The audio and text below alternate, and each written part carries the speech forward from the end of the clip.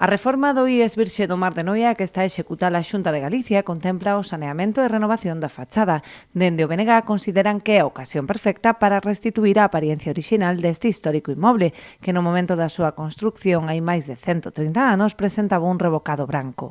Por razóns históricas, en primeiro lugar, porque é tal e como o concibiu o arquitecto cando fixo o edificio.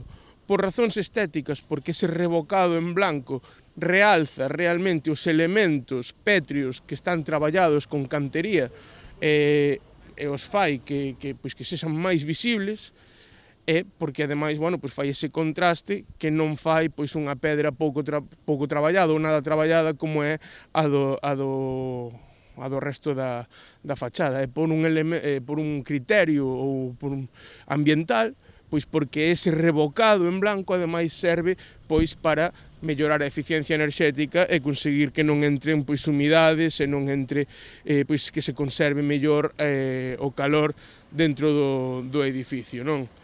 Entenden os nacionalistas que, ademais de volver ao seu estado orixinal, esta modificación daría cumprimento ás obrigas que teñen que asumir todos os propietarios de inmobles no casco histórico.